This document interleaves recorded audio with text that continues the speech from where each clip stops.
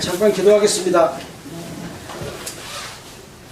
하나님 아버지, 전 시간에는 하나님의 살아계시고 역사하심을 우주 만물을 통해서 살펴봤습니다.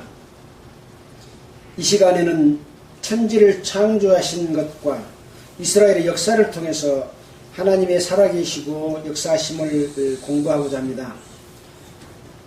주님께서 능력의 말씀으로 이끌어주시고 말씀을 듣는 모든 사람들이 하나님 아버지의 살아계심을 믿고 은혜를 받을 수 있도록 이끌어주시기를 원합니다. 우리를 구원해 주신 예수 그리스도 이름으로 기도했습니다. 자,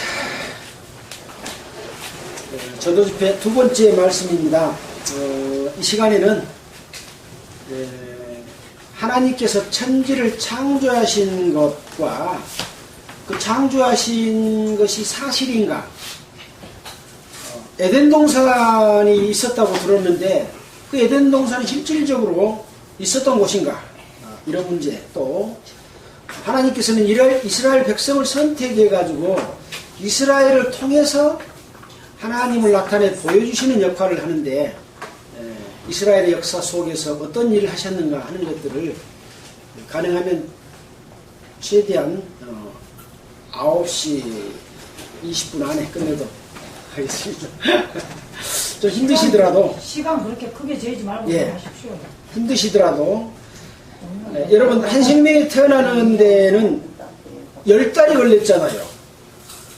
여러분, 영혼의 한 생명이 태어나는데 10달 안 걸립니다.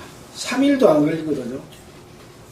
문제는 내 마음이 정말 하나님을 찾고자 하느냐, 그런 마음이 있느냐 없느냐가 중요합니다. 그래서 구하라 그러면 주실 것이요, 찾으라 그러면 찾을 것이요, 문을 두드려라 그러면 열릴 것이다. 그래서 그러면 열린다는 말은 그렇지 않으면 찾지도 주지도 만나주지도 않을 거라는 얘기죠. 그래서 우리는 이제 오늘 말씀을 듣고 집에 가셔서 하나님이 정말 살아계시면 하나님을 보여주십시오. 하나님의 자녀가 태어나도록 나를 이끌어 주십시오. 그런 기도 속에서 이 하나님의 말씀을 배운다면 여러분은 10달 동안 아기가 태어난 것보다 며칠 동안 여러분을 하나님이 붙들고 구하시면 이 땅에 100년 사는 삶이 아니라 영원한 생명으로, 죽지 않는 생명으로, 다시 부활하는 생명으로 살아날 수 있다고 하는 것을 배우게 될 것이라 확신합니다. 그런 기대를 가지시고 들어보시기 바랍니다. 자, 오늘 둘째 시간의 말씀은 창세기 1장 1절입니다. 성경 맨 첫 번째 성경인 창세기 1장 1절, 태초에 하나님이 천지를 창조하시니라, 이렇게 성경을 시작합니다. 자, 이 세상에 수많은 책들이 있는데 우주 만물을 창조한 것에 대해서 이렇게 명쾌하게, 언제? 태초에 하나님이, 누가? 하나님이 천지를 창조했다, 이렇게 말하는 성경은, 말씀은, 책은 없는 거죠. 아주 명쾌하게. 그래서 이 책의 이 말씀이 모든 어떤 문학보다도 가장 높이 평가받는 한 문장이라고 이렇게 이야기한답니다. 같이 한번 해볼까요? 태초에 하나님이 천지를 창조하시니라. 네. 놀라운 말이죠. 태초에 하나님이 어머니 뱃속에서 나를 창조하십니다. 아까 봤지 않습니까? 그래서 지난 말씀에 이어서 하나님의 창조의 역사가 어떤 것인가 보도록 하겠습니다.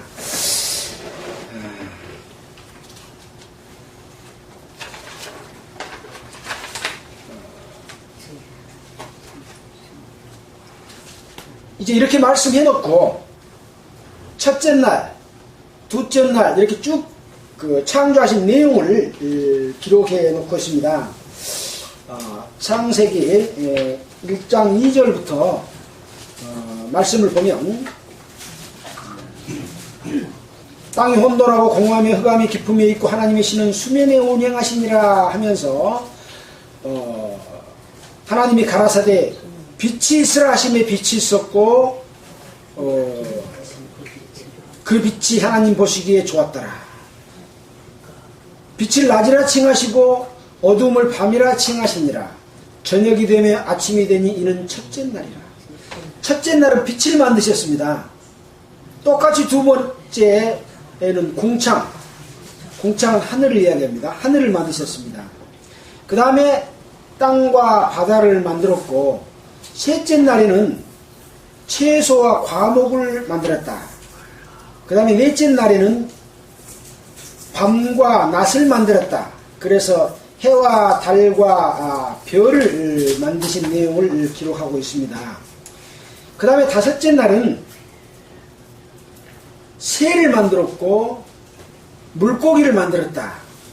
그 다음에 여섯째 날은 이제 땅에서 기는 육축과 짐승을 만들었고 맨 나중에 사람을 만들었다. 이렇게 기록을 하고 있습니다. 근데 이 기록의 내용 속에가 과학으로 증명할 수 없는 내용들이 들어있는 거죠. 자, 이제 앞에 내용은 다 말씀드릴 수가 없으니까 1장 21절에 보면 하나님이 큰 물고기와 물에서 번성하여 움직이는 모든 생물을 그 종류대로 날개 있는 모든 새를 그 종류대로 창조하시니 하나님 보시기에 좋았더라 그랬고 또 24절에 하나님이 가라사대 땅은 생물을 그 종류대로 내되 육축과 기는 것과 땅의 짐승을 종류대로 내라 하시고 그대로 되니라. 하나님이 땅의 짐승을 종류대로 육축을 그 종류대로 땅에 기는 모든 것을 그 종류대로 만드시니 하나님 보시기에 좋았더라. 어떻게 만들었다고요? 종류대로 만들었다. 근데 사람들은 이것을 모르기 때문에 어떻게 이 땅에 동식물들이 생겨났고 사람이 생겨났을까? 이라고 이제 연구하는 거예요. 그래가지고 이 사람들이 연구한 내용이 이제 진화론이라고 하는 그런 내용인데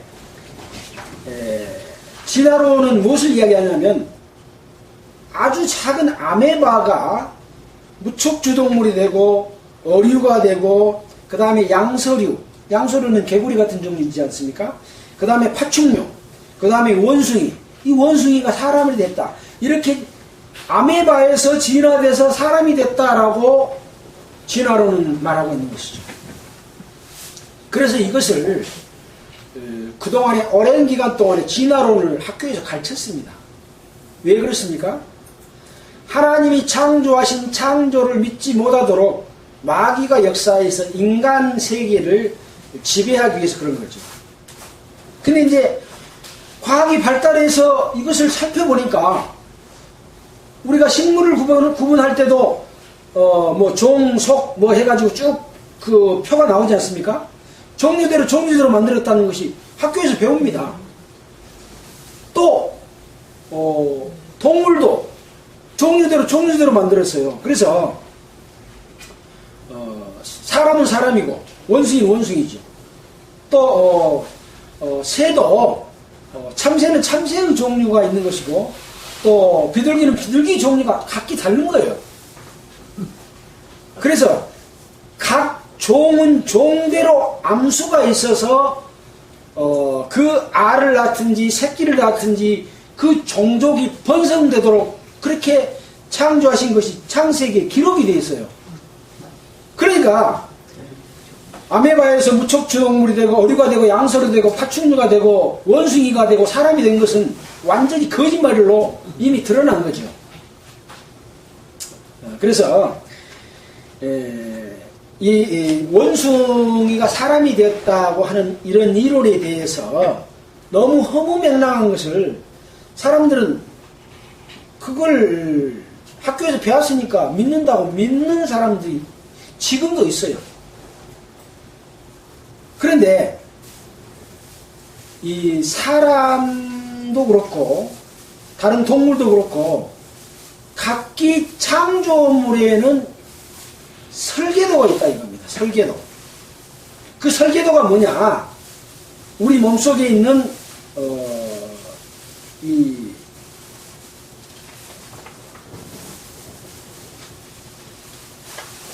뭐라 합니까? 잠깐만요.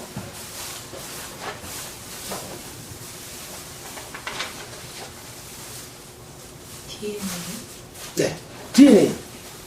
DNA가 있는데 이 DNA에 의해서 사람은 사람, 또 새도 뭐 종류별로, 짐승도 종류별로 각기 DNA가 다른 거예요. 이런 부분에 대해서는 이따가 과학자들이 설명해 놓은 말을 통해서 이 성경에 기록된 내용이 하나님의 창조가 종류대로 되었다고 하는 것을 증명을 해줍니다. 그 어떻습니까? 사람의 지식이 앞선 거요? 하나님의 기록한 성경 말씀이 앞선 거요? 하나님은 창조하신 분이기 때문에 누구보다 잘 알아. 그래서 성경에 이 선지자를 통해서 이 말씀을 기록했다는 것이죠. 자, 그래서 잠깐 그 내용을 한번 보도록 하겠습니다.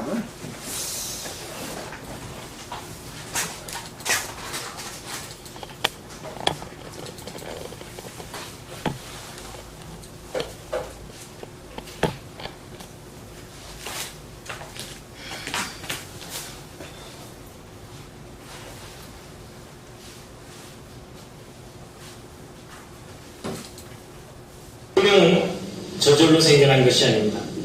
분명히 하나님께서 창조하셨다는 증거가 있습니다.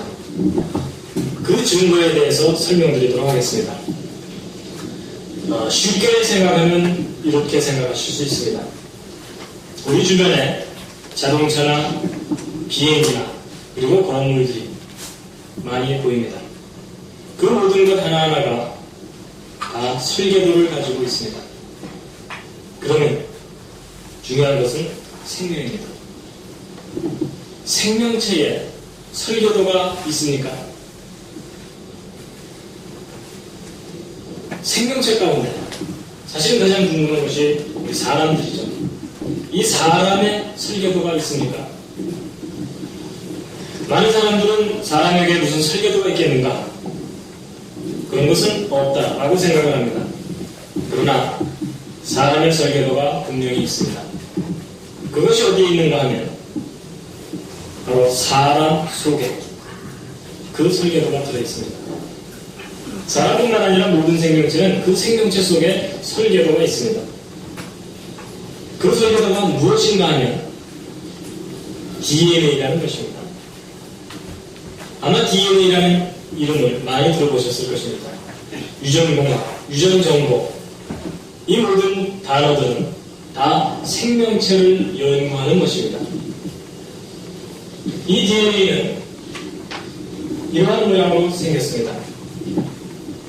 꽈배기와 같이 생긴 이러한 모양인데 이렇게 크지 않습니다. 어디에 들어있는가 하면 생명체 속에 세포라는 곳에 들어있어요. 그리고 그 세포 속에는 이와 같이 여러 가지 형태의 구조물들이 들어있습니다. 그런데 이 구조물들은 다른 것이 아니라 수많은 단백질들의 모임입니다. 그런데 이 단백질들도 잘 들여다보면 그 속에 작은 단위들이 하나씩 있는데 이 작은 단위들이 아미노산이라고 불려집니다. 이 아미노산은 약 20종류가 있는데 이 아미노산을 쉽게 설명드리면 생명체의 벽돌입니다. 무슨 말인가 하면 우리가 건물을 지을 때 어떤 종류의 벽돌을 어떻게 쌓느냐에 따라서 건물의 구조와 기능이 달라집니다. 그와 마찬가지로 생명체를 구성하는 20종류의 아미노산이 어떠한 순서로 어떻게 결합되느냐에 따라서 어떤 단백질이 만들어지느냐, 어떤 세포가 만들어지느냐, 그리고 어떤 생명체가 형성되느냐가 결정됩니다. 그런데 이 아미노산들이 자기 멋대로 아무렇게나 결합하는 것이 아니라 어떤 질서를 가지고 결합을 하는데 바로 그 질서, 그 순서가 바로 이 DNA에 들어있습니다. 자, 그렇다면 결국은 DNA는 단백질을 합성할 수 있는 전부가 들어있다고 설명을 할 수 있는데, 단백질이라는 것은 뭡니까? 우리 학교에서 다 배웠죠. 지금 제가 여러분 손에서 들고 있는 바와 같이 20가지의 다른 아미노산들이 배열, 일정한 순서대로 배열되어 있는 것을 단백질이라고 이야기를 합니다. 자, 예를 들면 우리 혈액 속에서 산소를 운반하는 성분이 중요한 게 뭐가 있습니까? 우리 학교에서 배웠죠. 이거 없으면 빈혈이 걸린다고 이야기하는데 헤모글로빈입니다. 근데 헤모글로빈은 구조적으로 살펴보면은 이런 아미노산이 무려 약 574개가 연결이 되어 있는데 정말 참 또 신기한 하나의 신비스러운 것은 이 하나하나가 연결되어 있을 적에 574개의 배열 순서가 여러분 거나 저나 우리 인간이면은 원숭이의 사람은 분명히 다릅니다. 우리 인간이면은 정확하게 1번에서부터 574번 마지막 번까지 배열 순서가 정확하게 같다는 사실입니다. 예를 들면 이 574개의 순서 중에서 어느 날 6번 위치에 있어서 하나만 순서가 다른 아미노산으로 대체되어 있을 경우에, 이건 주로 아프리카에서 그 열대지방에서 생기는 병 중에 하나가 있습니다. 그걸 조사를 해보니까 호흡이 곤란하고 빈혈을 일으키는 심하면 목성가스 아싸가는 그런 질병이 있는데 그걸 분석을 해보니까 574개 중에서 하나가 잘못됐어요. 자, 그런데 원숭이에서 사람으로 진화가 되려면은 결과적으로 이 순서가 바뀌어져야 된다든가 없어지든가 그렇게 해야 된다는 것입니다. 또 바꾸어 이야기하면은 이것이 또 바뀌어지려면 DNA 구조가, 즉 설계도 자체가 바뀌어지지 않으면 안 된다는 이야기입니다. 자, 그러면 바뀌어지려면 어떻게 되겠습니까? 결국은 우리는 죽든가 병에 걸리게 되는 그런 현상을, 쉽게 말씀드리면 진화되기 전에 우리들은 소위 생명을 빼앗기는 그런 현상이 있게 된다, 이런 이야기가 될 수 있겠습니다. 오늘 과학이 발달하면서 과학자들이 컴퓨터 칩을 만들어냈습니다. 그 컴퓨터 칩은 손톱 많은 곳에다가 책 한 권 정도를 집어넣을 수가 있습니다. 그런데 오늘 사람들이 생각하기에 자기 지혜로 만들어진, 인간의 지혜로 만들어진 컴퓨터 칩은 만들어진 것이다 라고 표현을 하면서 생명체, 그 엄청난 설계도를 가지고 있는 생명체는 저절로 생겨났다라고 이야기합니다. 그런데 분명히 그것은 옳지 않습니다.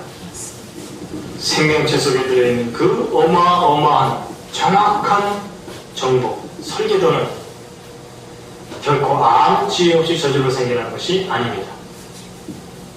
분명히 우리 사람을 설계하고 창조하신 하나님이 계십니다. 바로 우리 자신의 속에 들어있는 우리 자신들의 설계도가 그 창조의 분명한 증거입니다.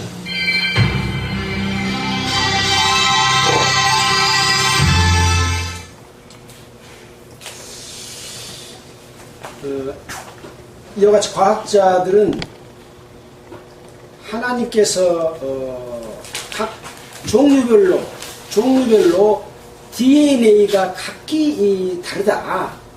이 세포의 이 배열, 그 속에 있는 단백질의 배열이 순서가 같지 않으면은 하나만 500몇 개 중에 하나만 틀려도 어떤 질병이 나타나서 죽게 돼버리는 그런 형상이 되기 때문에 원숭이가 사람이 될 수가 없다. 아예 각기 다르다. 이렇게 이야기를 하고 있지 않습니까? 아까도 말씀을 드렸습니다만은 이것은 인간의 세포를 만드는 게 아니라 우주 만물을 창조하신 생명의 근원 되시는 그분이 우리 몸속에서 우리를 조직하실 때 각기 종류대로 만들었다고 하는 창세의 기록이 과학이 발달됨으로 말미암아 이것을 입증해주고 있는 그런 결과다. 그렇게 생각할 수가 있는 것이죠. 원숭이가 만약에 사람이 된다고 했을 때, 이 사람 피하고 원숭이 피하고는 아예 피 자체가 다릅니다. 그래서 우리가 피가 부족하면 피를 수혈하지 않습니까? 그래서 피도 뭐 같은 그 피끼리 이렇게 수혈을 해야 사는데, 원숭이 피를 사람한테 하면 즉사해버립니다. 전혀 안 맞는 거죠. 우리 민족이 단군 신화에 의해서 곰이 마늘을 묵어가지고 여자가 되고 하늘에서 환웅이 내려와가지고 둘이 결혼해서 단군을 낳았다, 그렇게 배우지 않습니까? 이것이 신화입니다. 신화. 거짓말로 만들어낸 거죠. 이 곰이 어떻게 사람이 될 수가 있냐? 이건 거짓말 신화인데, 이것을 일본이 우리나라를 점령했을 때 이것을 그 단군 신화를 만들어 가지고 우리 국민들을 속였던 거라고 학교 초등학교 선생이 이거 단군 신화를 가르쳐서는 안 됩니다 하고 문교부에 소송을 제기한 그런 사건이고, 지금은 단군 신화를 안 가르칩니다. 또 우리 고흥에만 하더라도 수많은 성씨가 있지 않습니까? 고흥의 성을 신사성, 구사성 그렇게 크게 분류를 하는데, 신사성은 신성유정, 구사성은 김희장박, 또 그 외에 뭐 지공 뭐 여러 가지 성씨들이 있습니다. 많은 성씨들이 있는데 그 성씨들이 각기 그 시조들이 다르잖아요. 어떤 사람은 알 속에서 태어나고, 또 양씨는 또 제주도 가면 삼성열이 있는데 그 속에서 양씨, 부씨, 고씨가 한 구멍에서 땅속에서 태어났다고 하고. 여러분은 어떤 조상에서 어떻게 태어났습니까? 전부 토템 사장에 의해서 우리 조상을 하나 내세워가지고 이렇게 그 조상에 의해서 우리가 태어났다 하고 사람들이 만들어놓은 꾸며놓은 그 하나의 설화인 것이죠. 그래서 우리가 역사 공부를 합니다. 중등교과서 책에인가 보면 우리 민족의 유래 해가지고 중국 북방을 거쳐서 한반도에 들어와 살게 되었다, 이렇게 이야기를 해놓고 있습니다.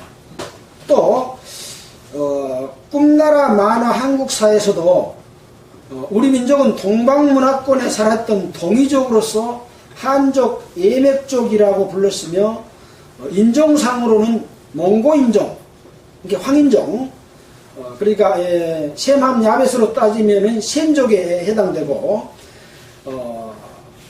몽고인종은 한갈래인 퉁구스족에 속하고, 언어학상으로는 알타이족에 속한다. 따라서 우리 민족은 원주지 또는 고대 활동 무대는 만주 요소지방과 산둥반도, 한반도로 추정되며 점차 만주와 한반도로 이동해 온 것으로 보고 있다, 이렇게 기록이 되어 있습니다. 어린아이에게 가르치는 이야기 한국사에서도 이게 맞는 거죠. 그러니까 우리나라에서 뭐 박혁거세가 아래서 태어나고 이거 다 거짓말입니다. 거짓말. 그럴 수가 없고요. 그래서 이런 허무맹랑한 것은 우리가 믿어서는 안 되는 것이다. 그래서 우리는 성경 속에서 하나님이 창조한 그 창조 가운데서 우리는 이런 것을 알아볼 수가 있고, 모든 인간의 염색체는 다 같다 그랬잖아요. 그리고 아까 말한 DNA의 배열도 똑같다 그랬잖아요. 이것은 한 아담에게로 귀속된다고 하는 것도 또 연구 결과 발표되었습니다. 그래서 이 세상에 사는 모든 사람은 아담의 후손이라고 하는 것도 과학적으로 증명이 되고 있습니다. 그래서 우리 조상은 아담이고, 우리 중시조는 누굽니까?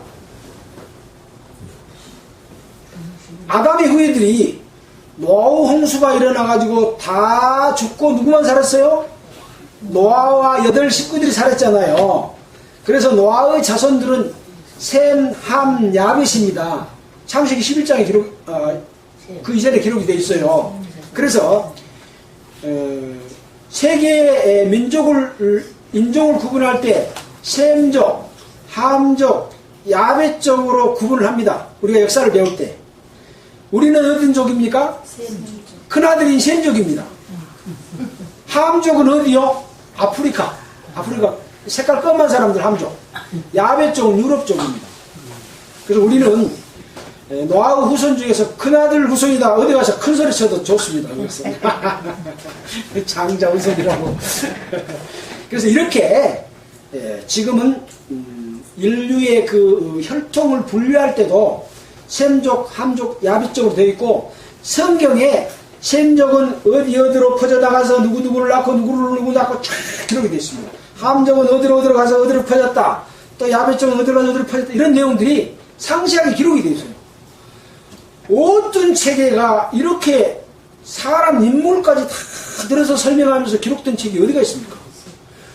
이야기 책이면 그냥 뭐 홍길동 이런 식으로 해가지고 사람 몇 명 넣어놓고 다 소설이 꾸며지지 않습니까? 이것은 역사책이기 때문에 한 사람 한 사람 인물들이 사실대로 기록이 되어 있어요. 그래서 그 이스라엘의 역사를 보면 이스라엘 혈통들이나 족보들이 쫙 나와 있는 거죠. 일단 이제 그런 부분은 전체는 볼 수 없고 일부만 살펴보도록 하겠습니다. 자, 그래서 우리는 우리의 속담에 콩 심은 데 콩나무, 팥 심은 데 콩을 심어놨는데 팥이 나. 그럴 수는 없다 이겁니다. 사람 심은 데 원숭이 심은 데 아, 여러분 100점이네 100점. 오늘 공부 잘하셨어요.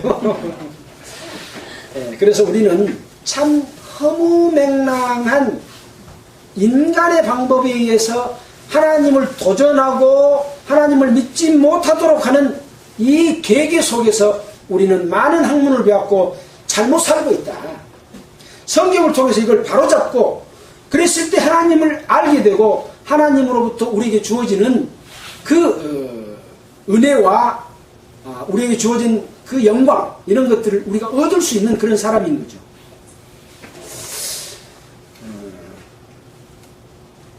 그 부분에 대해서 잠깐 동영상 보도록 하겠습니다.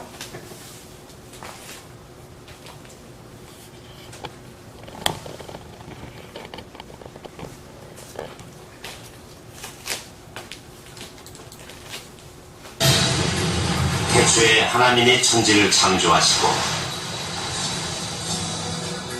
가라사대 우리의 형상대로 사람이 되라 하셨다. 성서에서는 그를 아담이라 했고 우리 모두의 조상이라고 했다. 그래서 유전학적 아담을 찾아보기로 했다.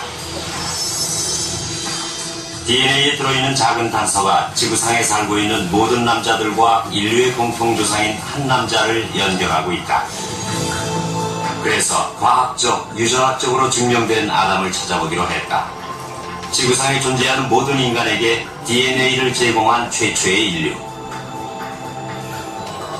북극의 이누이족, 아마존의 아메리카 인디언, 사막의 유목민과 월스트리트의 사업가가 정말 같은 핏줄일까?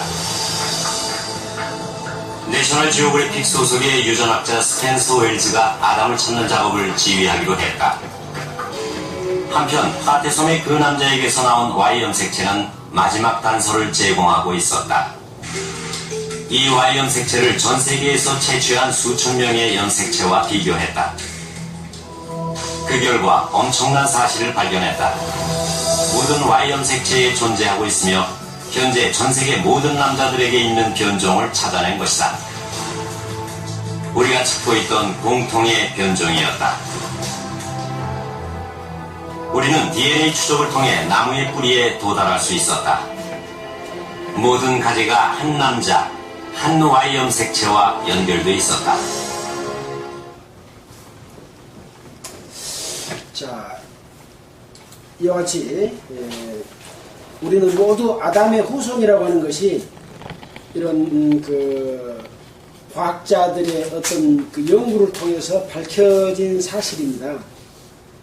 알에서 안 태어났습니다. 땅속에서 안 태어났습니다. 우리는 허무맹랑한 것들을 믿게 되면 결국은 하나님을 발견하지 못하게 되는 그런 일이 있기 때문에 이번 기회에 그런 내용을 확실하게 알고 믿음을 가지시기 바라겠습니다. 자, 두 번째는 이제 이렇게 아담을 만들어서 에덴 동산에서 살게 했다. 그 이야기 다 들어보셨죠? 에덴 모르는 사람 있습니까? 최초의 인간이 살았던 곳 에덴 동산 다 알죠? 그 에덴 동산이 성경에 기록이 되어 있습니다. 어디가 있냐고 기록되어 있어요. 자, 창세기 2장 10절부터 14절에 보면 이렇게 기록이 되어 있습니다. 안 찾으셔도 그냥 듣기만 하셔도 됩니다. 제가 거짓말로 안 읽습니다. 강이 에덴에서 발원하여 동산을 적시고 거기서부터 갈라져 네 근원이 되었으니 첫째의 이름은 비손이라. 금이 있는 하일라 온 땅에 둘렀으며 그 땅의 금은 정금이요 그곳에는 베델리움과 호마나도 있으며 둘째 강의 이름은 기온이라. 구스 온 땅에 돌렸고 셋째 강의 이름은 히데겔이라. 아수르 동편으로 흐르며 넷째 강의 이름은 유브라 되더라. 여호와 하나님이 그 사람을 이끌어 에덴 동산에 두사 그것을 다스리며 지키게 하시고. 이렇게 에덴 동산을 창설하시고 아담과 이브를 이끌어서 그곳에 살게 했습니다. 그걸 지키게 하셨죠.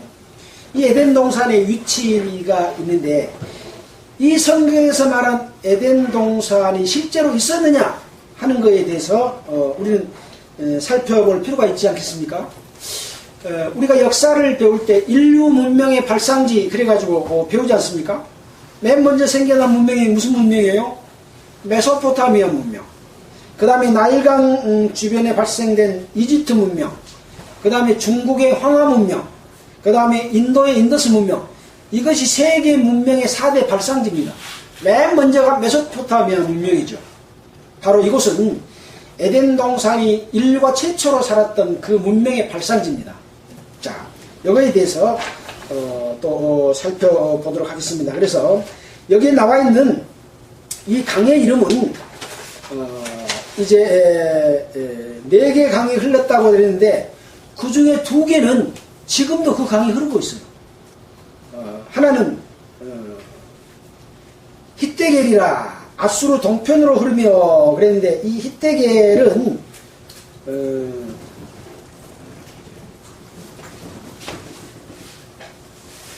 히브리어고 헬라어로는 티그리스. 히데겔은 히브리어고 헬라어로는 티그리스입니다. 그래서 지금 티그리스 강이 이 에덴 동산 위치에 흐르고 있는 것이죠. 그 다음에 유브라데는 그대로 유브라데스 강입니다. 그래서 2개의 강은 땅속에 지금 묻혀 있는 거죠. 그래서 이 에덴 동산이 나중에 노아의 홍수와 지각 변동으로 인해서 땅속으로 이것이 매몰됐습니다. 그래서 그때 에덴의 그 광대한 그 모든 나무들이 땅속으로 들어갔다. 이렇게 성경에서 기록을 하고 있습니다. 지금 석유가 어디서 제일 많이 나와요? 이 에덴 동산이 있던 이 지역에서 가장 많이 나옵니다. 그래서 이런 내용들을 또 짧게 이 그 영상을 보면서 에덴 동산의 위치와 왜 그곳에서 석유가 많이 나오는지 이런 부분에 대해서 그 역사적인 사실을 한번 살펴보도록 하겠습니다.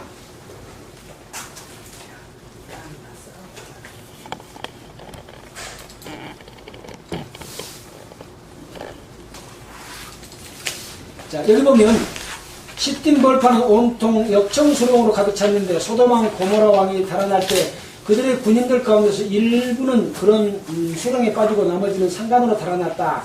이런 성경의 기록을 통해서 나중에 유전을 개발하는, 유전을 찾는 데 성공한, 최초로 이렇게 유전을 개발해서 성공한 이런 사례들이 성경에서 힌트를 얻어가지고 그렇게 찾아낸 거죠. 자, 다음에는 동영상을 보도록 하겠습니다.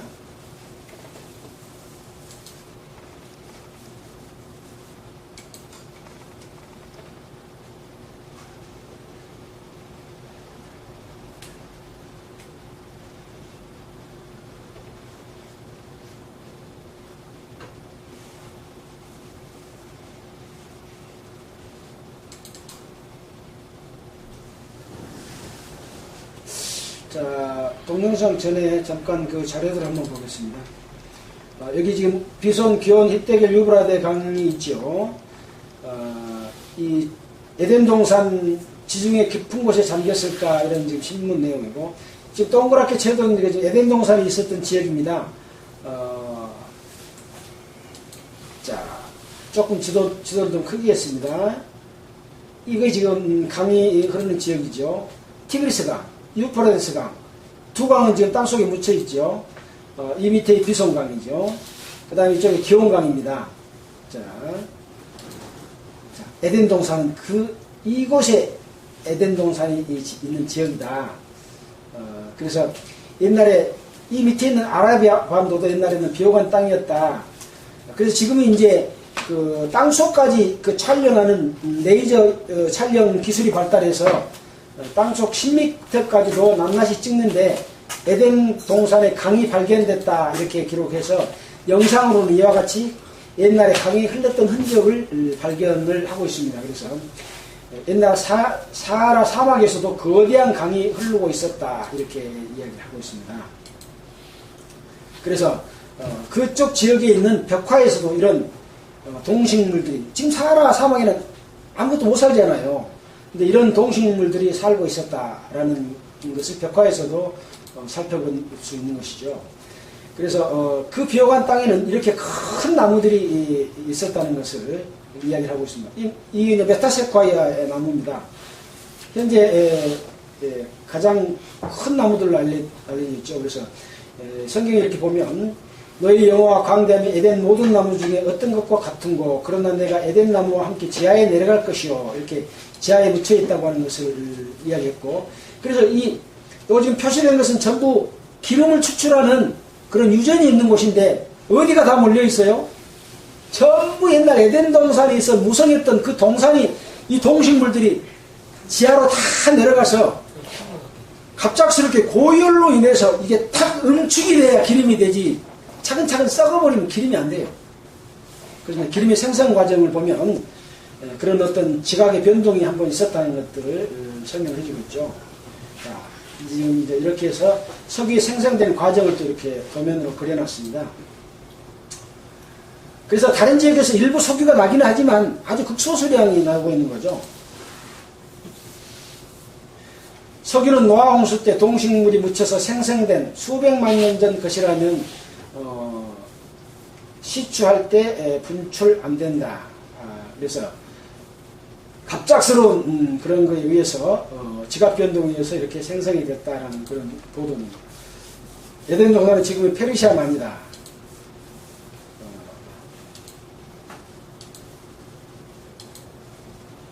에덴 동산은 메소포타미아에 있었다. 그래서 메소포타미아 문명이 최초의 문명이다. 이렇게 이야기하고 있지 않습니까?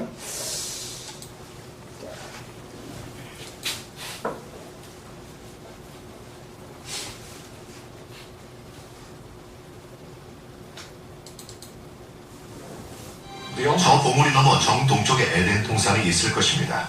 하지만 나군을 향해 떠나기 전에 제대로 찾은 건지 확인하기 위해 다시 한번 창세기의 단서들을 살펴봅니다. 여기가 에덴이라면 나머지 두 개의 강인 기혼과 피손도 찾을 수 있어야 합니다. 그리고 쿠시와 하윌라의 땅과 에덴 동산의 강도 찾을 수 있어야 합니다. 여기 에덴의 땅과 그 주변 지역을 촬영한 위성 사진을 보도록 하죠. 우르미아라고 알려진 큰 호수 동쪽, 즉 성경에 나오는 것처럼 에덴의 동쪽에 북쪽과 남쪽이 높은 산들로 둘러싸인 길고 비옥한 계곡이 있습니다. 거대한 규모의 담이 쳐진 페르시아식 정원인 셈이죠. 그 계곡의 서쪽 끝은 호수의 습지가 둘러싸고 있습니다. 그리고 동쪽 끝에는 바깥 세계로 향하는 동쪽 관문인 고개가 있죠. 관문을 따라 강이 흐릅니다. 호수로 흘러들어가는 이 강이 바로 에덴 동산의 강이죠.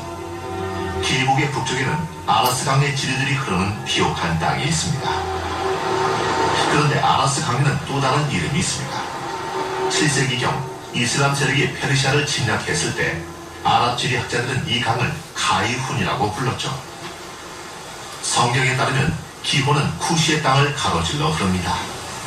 초기 기독교 학자들은 그 지역을 아프리카의 쿠시라고 별러내렸죠. 그런데 놀랍게도 가이훈 강이 흐르는 이 지역의 옛 이름 또한 쿠시입니다. 그리고 저기 있는 저 산은 지금도 쿠샤다그, 즉 쿠시의 산이라고 불리죠. 가이훈이 성경의 기혼이라는 것과 이곳이 창세기에 나오는 진짜 쿠시의 땅이라는 데에 거의 의심의 여지가 없습니다. 이렇게 해서 에덴과 관련된 창세기에 나온 4개의 강 중 3개를 찾았습니다. 네 번째 강도 역시 여러분이 예상하신 것처럼 지도의 남동쪽 부분에 위치해 있습니다. 그 강은 케젤 우이전 강으로 우리가 옳다면 성경을 쓴 사람이 금이 넘치는 하빌라의 땅을 굽이쳐 흐른다고 했던 피선강입니다. 지금도 케젤 우이전 강에서는 금이 발견됩니다. 사실 케젤이라는 말이 금이라는 뜻으로 황금 우이존이라는 뜻이죠. 그렇다면 어떻게 우이존이 피손이 된 걸까요? 언어학자들에 따르면 그 해답은 고대 이란의 이름을 성경의 히브리어, 즉 세모로 바꾸는 과정에 있습니다. 예를 들면 고대 메네헨의 도시 우이시테리는 현대 피시델이라는 아랍 이름으로 알려져 있죠. 이란어의 유가 세모의 피로 바뀐 것입니다. 똑같은 방식으로 옛 이란의 강 이름인 우전이 성경을 쓴 사람에 의해 세모의 피손으로 바뀌게 된 거죠.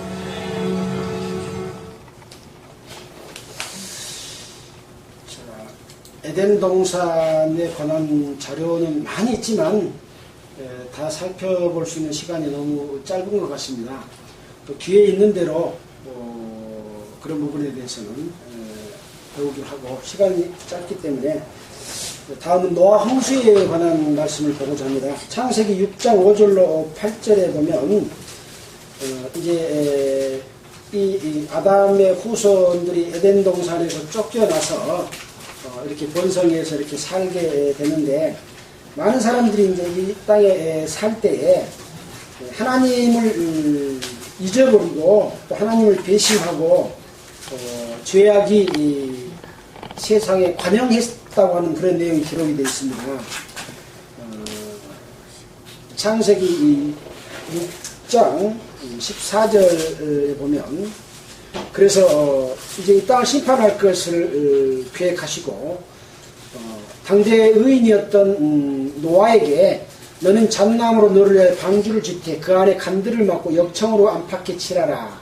아까 역청은 그 에덴 동산의 속에 그 기름이 위로 이렇게 부글부글 기어 올라가지고 우리 아스팔트 그 역청입니다. 그 역청이 이제 있었죠. 그래서 그 역청으로 안팎에 칠하라.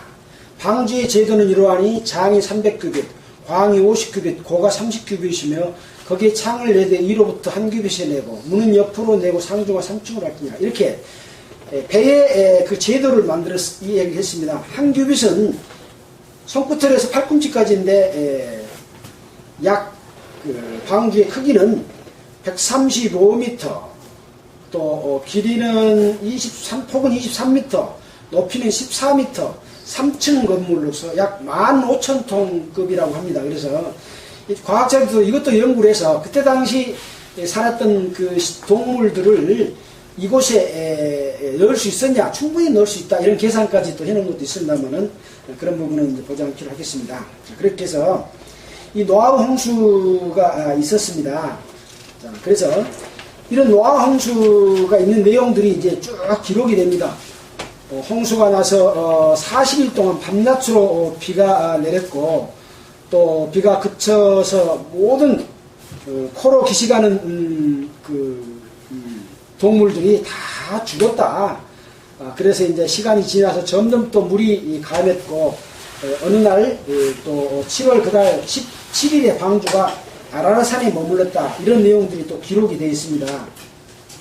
그래서 이러한 그 역사적인 사실들을 지금 이미 노아의 방주에 관한 많은 연구한 자료들이 있습니다. 그래서 실제적으로 이 아라라산이 러시아하고 터키하고 국경지대인 아라라트 산이 있습니다. 지금 그 지도를 보면 아라라트 산이라고 되어 있습니다.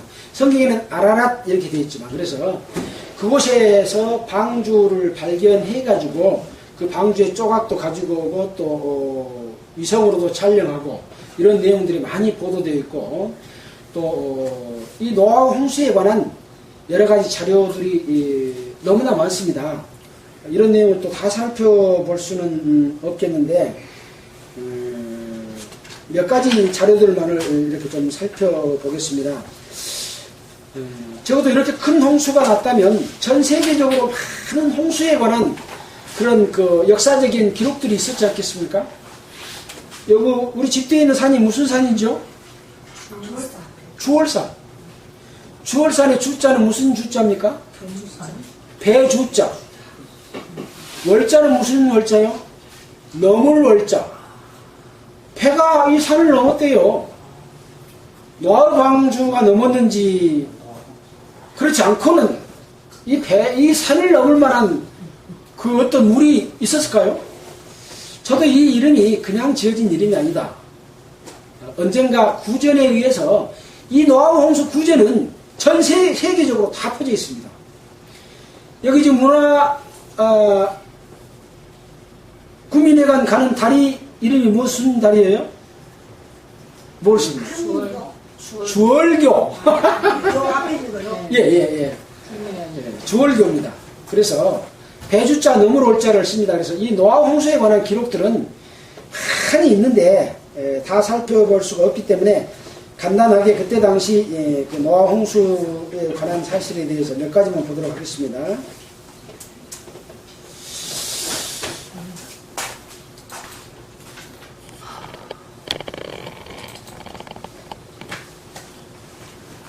전 지구를 덮을 만큼의 많은 물은 어디서 왔으면 어디로 갔을까? 홍수전 사람들은 어떻게 오래 살 수 있었을까?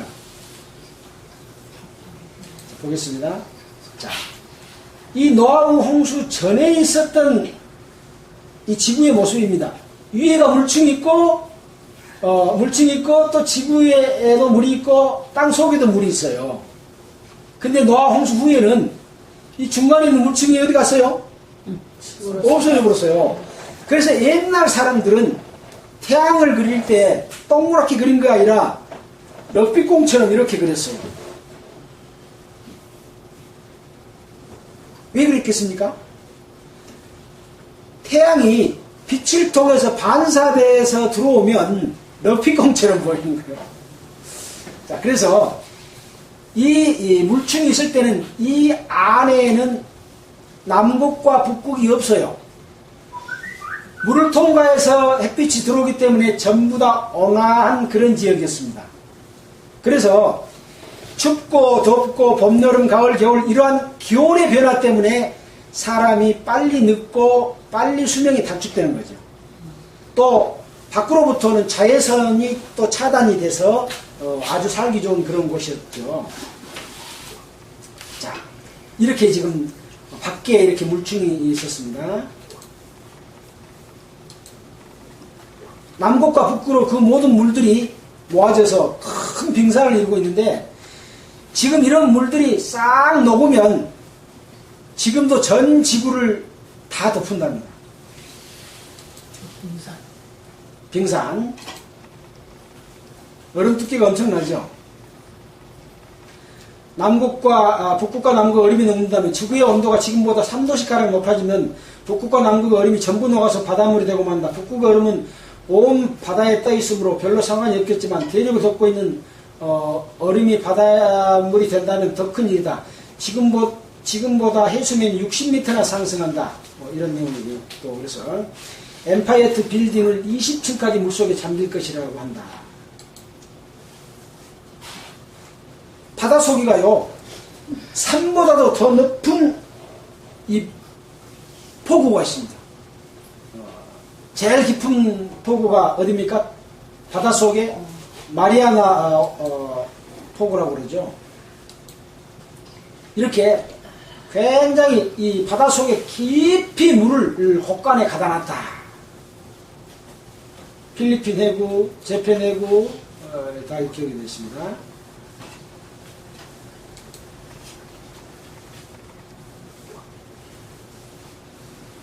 지구를 평균하여 3,400m의 깊은 바다만 된다. 얼음이 다 녹으면. 그래서 이 에서 오는 그 감마선, X선, 자외선, 가시광선 이런 것들을 중간에 물들이 막아줬는데 이런 것들이 없어짐으로 말미암아 인류의 수명이 감소됐다. 그래서 노아우 홍수 전과 후에 비교를 해봤습니다. 아담은 930세, 셋은 912세, 에노스는 905세. 제일 오래 살았던 사람이 무두셀라라는 사람인데요. 몇 살까지 살았어요? 969살까지 살았어요. 지금 이렇게 사는 사람 없잖아요. 그래서 950세. 노아 때 950세까지 산 사람 있죠? 자, 그 다음에 노아의 아들 셈 때 600세. 그 다음에 그 밑에 후손도 내려가니까 438세까지 살았어요. 그 다음에 벨렉 때. 벨렉 때는 세상에 나뉘었을 때 지각 변동이 생겨서 이 땅이 아까 붙었다가 나눠졌다 했잖아요. 벨렉 때 땅이 나뉘었다. 그런 기록을 하는 벨렉 때는 239살까지 살았어요. 아브라함은 175살 살았어요. 이삭은 180세, 야곱은 147세. 이렇게 쭉 내려오다가 모세는 120세, 여호수아는 110세, 다윗은 70세. 지금 연령하고 같아졌죠.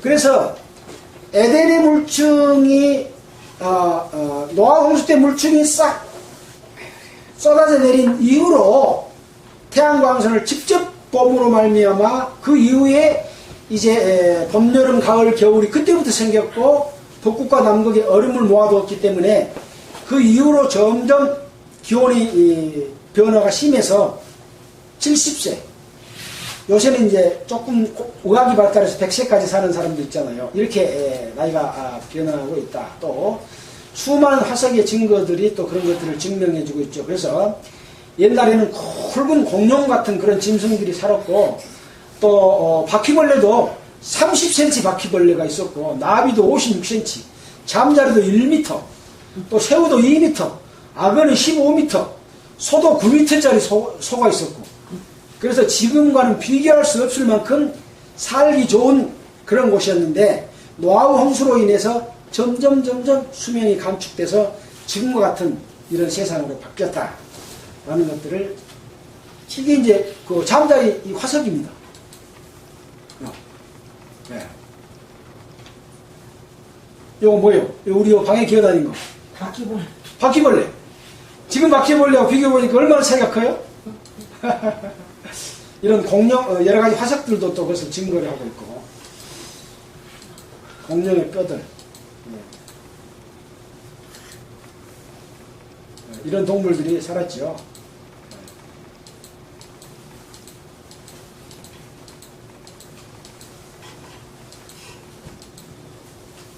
그래서 이와 같이 전 세계에서 노아우 홍수로 인한 여러 가지 그 발굴된 이런 그 동물들의 그런 유적들이 많이 분포되어 있는 것들을 이렇게 증명해주고 있습니다.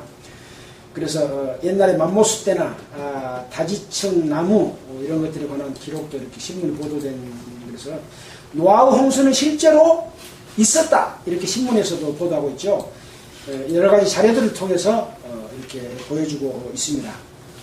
자, 다음에는 또 이제 동영상을 좀 살펴볼 텐데요.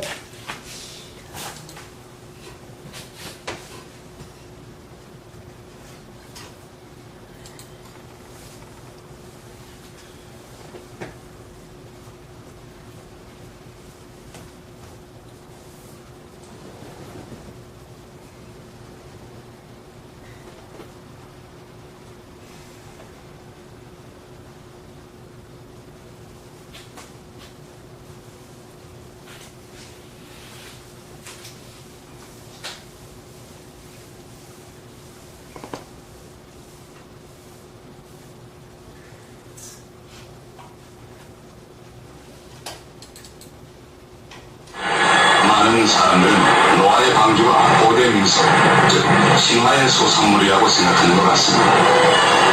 그러나 노아의 홍수에 관한 성서 이야기는 많은 과학자들이 지질학적으로 증거함으로 창세기에 기록된 전 세계적인 홍수가 실제로 한 역사적인 사실이었다고 믿고 있습니다. 실상 인류 고고학자들은 북미 대륙 원주민들로부터 59가지 풍수전설을 수집했으며 또한 중남미에서 66가지, 유럽에서 31가지, 중동에서 17가지, 아시아에서 23가지, 남태평양군도와 오스트레일리아에서 37가지 풍수전설을 수집했습니다.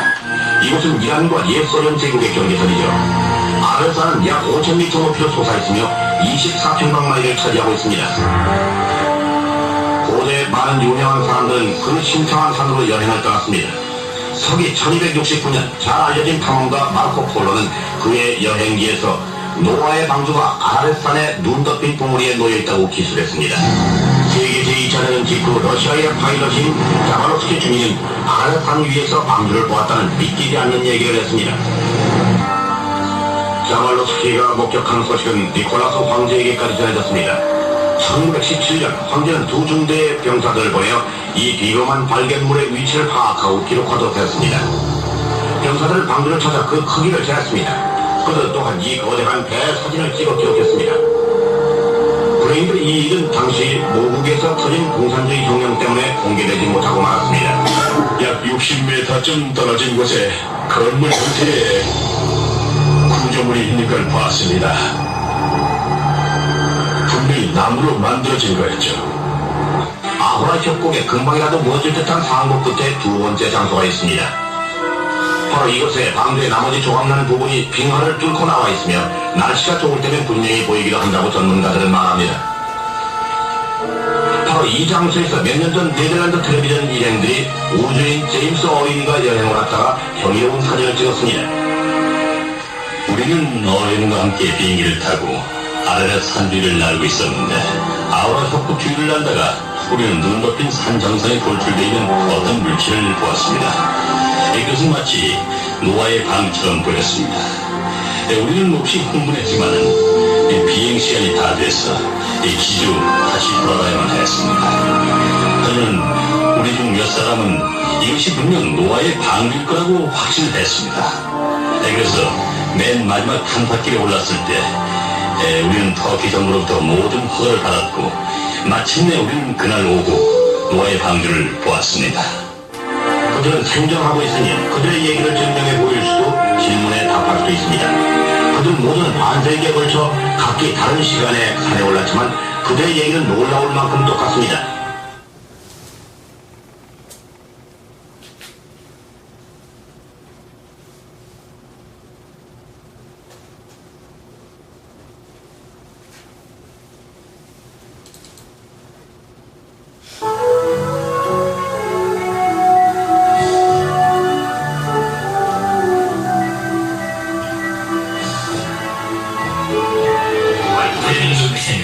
지구상에서 가장 황홀한 공간 중에 하나.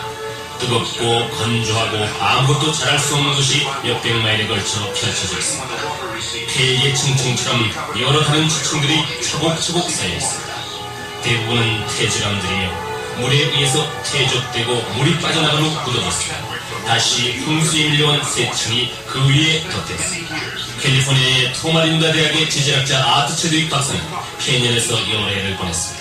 꼼꼼하게 매 층의 특이한 점을 조사하고 계속적으로 지질학 퀴즈에 그가 발견한 것들을 발표했습니다. 이것은 이 지층들이 퇴적될 당시에 적어도 170에서 200m 정도의 물이 덮고 있었다는 것을 알려주고 있는 것입니다. 이러한 지층들이 쌓이려면 막대한 에너지를 필요로 했기 때문에 그와 관련된 진행 과정은 엄청난 에너지를 수반했음에 틀림이 없습니다. 이것은 이 지층들이 어떻게 쌓였는가에 대한 기존의 견해에 대해 정면으로 반박하는 것입니다. 실제로 이 지층들은 이곳에 매우 급격히 몰려왔을 것입니다. 이것은 반드시 짧은 시간 내에 이 모든 지층 칼럼이 쌓여야 한다고 말하는 것은 아니지만 어떤 단일층이 혼탕위로 알려진 과정이거나 그와 비슷한 과정으로 거의 순간적으로 이곳에 도달했다는 것은 분명하다고 하겠습니다. 혼탕위는 지난 30-40년간 퇴적에 대한 중요한 과정으로 인식되고 있는 것입니다. 혼탕류의 독특한 점은 그것이 매우 빨리 진행된다는 것입니다. 침전물은 수십만 평방킬로에 달하는 지역까지도 주접했으며 지면을 가로질러 시간당 80에서 100km로 이동합니다. 그래서 엄청나게 많은 양의 퇴적물들이 어떤 지역에 매우 급격하게 쌓입니다. 이러한 생각은 이곳 그랜드 캐년의 이러한 지층들이 쌓이게 된 과정에 대한 우리의 생각을 송두리째 바꿔놓았습니다. 그랜드 캐년의 지층은 지질학적 이론으로 볼 때도 거대한 홍수 조건하에서 순식간에 대부분의 충돌이 생긴 것일 뿐만 아니라 현재 같은 모양으로 침식된 것도 급작스럽게 되어진 것을 나타냅니다. 이것은 콜로라도 강이 천천히 수백만 년을 걸려서 침식시켜온 것이 아닙니다. 이 협곡은 오히려 천재지변이 원인이 되어서 이루어진 것 같이 보입니다. 많은 창조론자들은 이런 웅장한 조형물이 형성된 것은 노아 시대의 전 세계적인 홍수를 겪은 흔적이며 대규모 융기의 기운을 주는 것으로 믿고 있습니다.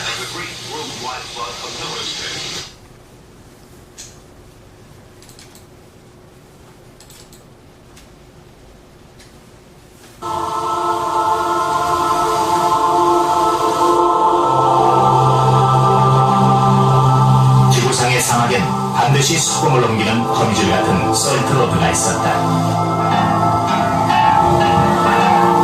수백 년 혹은 수천 년 동안 모래 위에 새겨진 길.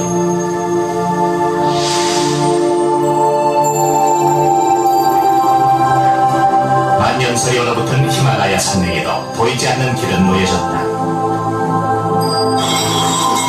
그렇게 숱한 사람들이 한 줄의 소금을 넣기 위해 목숨을 걸기도 했다.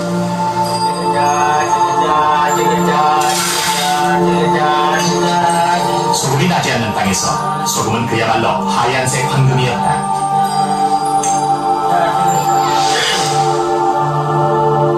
한편 차를 타고 반나절을 달려도 벗어날 수 없는 하얀 사막도 있다. 우유리 사막은 수만 년 전 지각 변동으로 생긴 거대한 소금 사막이다. 슈베로포에의 트레이치 마을은 작은 마을이지만 러시아 소금 생산의 중심지다. 이곳엔 말 그대로 석탄을 캐듯 소금을 캐내는 소금 광산이 있다. 갱도 천정과 벽은 모두 소금이다. 무지 빼기만 하면 되는 것이다.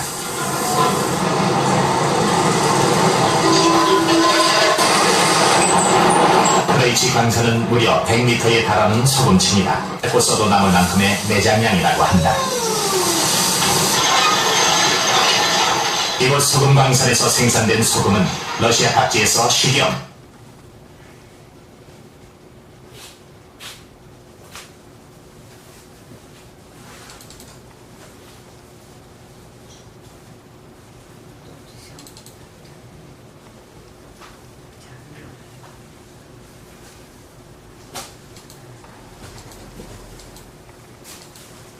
이렇게 지구가 전체 물로 덮였기 때문에 소금은 어디서 나와야 맞습니까? 바다에서 나오는 거죠. 근데 높은 산에서 사막에서 소금을 캔다는 거예요. 그래서 바닷물이 전 지구를 덮었기 때문에 높은 산에서 소금을 긁어 모아가지고 그걸 낙타로 운반해서 팔고 그런 일들이 전 세계 여러 지역에 이렇게 되어 있습니다. 이거 지금 이런 부분들이 전부 그런 증거들을 제시하고 있고요. 이거 뭐지? 딴 데로 가고.